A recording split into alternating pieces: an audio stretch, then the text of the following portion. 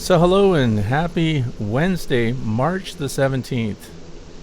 We've had cold weather. We're in the northeastern United States, state of Pennsylvania. And it started off this morning at 41 degrees and sunny around 11 o'clock.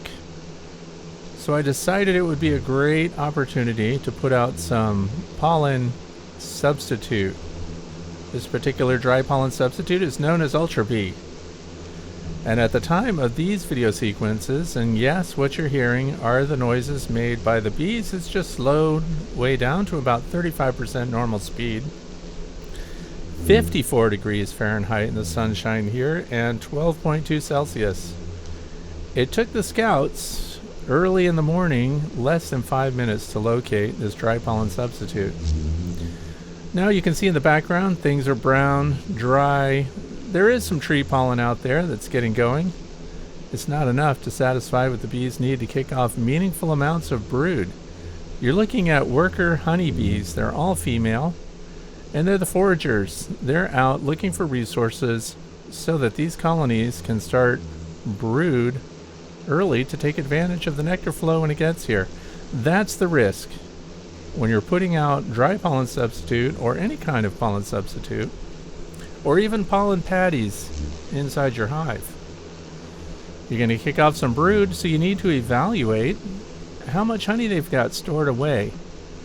Can they sustain an influx of protein like this, which will be used to feed larvae, and it can inspire the queen to start laying her eggs, because they really do gauge their activity based upon what the scouts and foragers are bringing into the hive, more so than what's already inside the hive, and that includes stored pollen. Stored pollen that's made it through winter doesn't really get used once the new stuff starts coming through that front entrance. So these foragers are getting dry pollen substitute. Is it as good as real pollen? Not really. But Ultra Bee, this one is sold by Man Lake, that's where I bought it, has proven to kick off stronger bees in spring, boost their amino acid load, and of course kick off brood and help them make bee bread, which is the pollen. Once it's mixed with their mandibular gland material and the nurse bees metabolize that, and when it's about 48 hours old and has fermented in their little pollen storage cells inside the hive right next to the brood chamber, brood frames, those nurse bees will be able to fatten up on this stuff, and then they'll metabolize it and feed it back to the developing larvae. That will give us a boost in early spring. This is a critical time of year for beekeepers because some colonies wake up with the warm weather. They get animated, they start to consume their carbohydrates, which would be the stored honey inside the hive. I'm not offering them any supplemental carbohydrates, no sugar syrup, nothing. Why? Because my bees, based on my hive inspections, which I've done just looking at the top boxes, they still have plenty of honey on, so that's fantastic news. What don't they have? Fresh pollen. So we're giving them a substitute. This is only going to be good for a couple of weeks because the tree pollen, the Salix discolor, maple trees, and all the others that produce early pollen for the bees will be kicking in full strength, and they will start to ignore this. But there's something else I wanted to share with you, and partly why I wanted to show this video right now, and that is look what the pollen substitute is being offered on. These are egg cartons. They're made out of paper, of course. They're disposable, biodegradable, and all that good stuff. I was feeding this pollen substitute in some very slick, clear totes that the bees at the end of the day seemed to have troubles getting out of. They couldn't get their footing on that slick plastic. And so there were piles of bees left as the sun set and the temperatures plummeted yesterday. I decided I needed to try something else. So I put the pollen sub out, fresh pollen sub, every single day, so I don't reuse it. But I put it out in these egg cartons, and now the bees, when they get the pollen that they need, and they've put it on their hind legs there, as you can see so many doing, they climb to the top of the little risers of the egg cartons and they fly away. And guess what? Not one single honeybee here is struggling. So this is the way, in my opinion, to offer your pollen sub if you're a backyard beekeeper. Now the other thing is, I hope you listened when I said I don't recycle the pollen to them. I want to keep it fresh.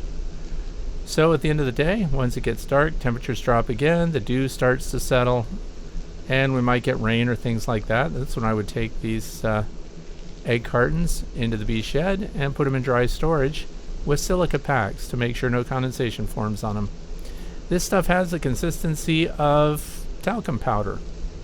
Notice that the bees get it all over their hairs. Bees have split ends on their hairs, by the way, if you didn't already know.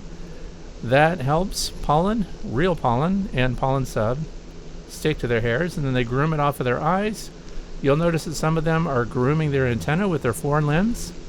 And when they groom their antennas with the forelimbs there's a specially adapted radius in their forelimb that helps them clean those antennae, because that's what they need to smell everything, communicate once they get inside the hive, and of course they're going to groom off of their eyes.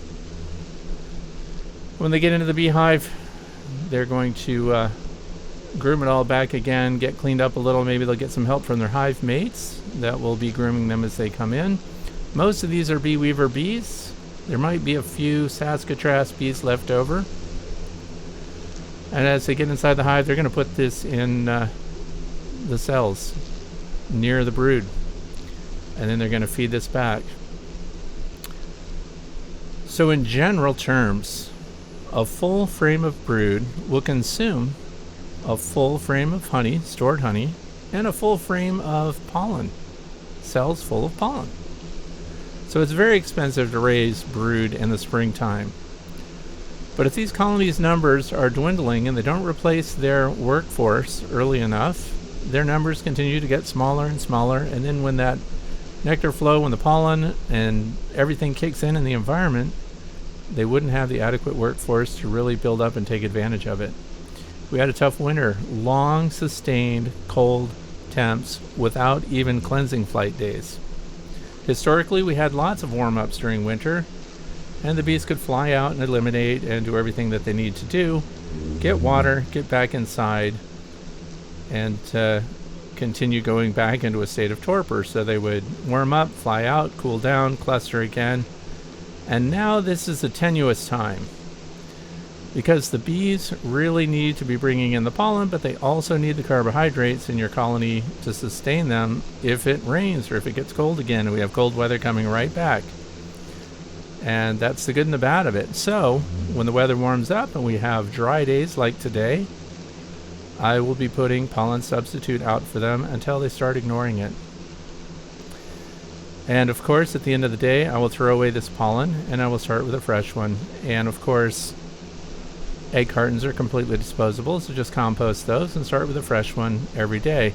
You might be wondering, there is wind blowing around and knocking my foragers here and there. They bump into each other in little clouds. Why isn't this egg carton blowing off the shelf? Well, it has pennies in the bottom of each of those little egg holding compartments. So that's what's holding it down. Copper pennies. So that's it. I wanted to share that with you. And if you're living in my part of the country, in a cold area where the environment is just starting to wake up, if you choose to kick off your backyard beehives with some pollen substitute before the real meaningful pollen can kick in, pollen substitute is not as nutritious as real pollen. But then again, in the studies posted of the Ultra Bee pollen substitute, it actually competed with real pollen early on, and that has a lot to do with the fact that some of the early pollens are not nutritionally very good for the bees. They'll take it. They'll take anything they can get their little legs on, and they'll get that back to the hive as quick as they can. Sometimes they'll take silly things like corn meal from your chicken coops and things like that. They've even been known to go after piles of sawdust in wood shops. That should let you know kind of how desperate they are, and they're not very good at shopping for nutrition. But one thing that's interesting to me is that whenever you put out this Ultra Bee Dry Pollen Sub, something about the smell of it gets their attention right away. The next question somebody probably will ask is, how far away from your apiary is this feeding station? This is 50 yards to the west of my apiary. And the reason it's that direction is because the wind comes out of the west and blows across the apiary. So the bees will smell it very soon because the wind carries across this, of course, and delivers the smell to the apiary, and then the bees fly out. Now it's very easy. Look at how their bodies are covered with this light yellow pollen sub. Now you go back to your beehives and you look at the landing boards and see how many of these bees are zipping in the entrances of your hives covered in pollen. If you're getting 10 or more of these bees going in there per minute, then 99.9% of the time you have a queen that survived winter and she is laying eggs and there is brood production going on. On the flip side of that, landing board studies are very important this time of year. If you see 1 or 2 pollen carrying foragers coming in per minute, you could actually have lost your queen. You might just have a laying worker, and you might see some emergence of drone, which are the male bees.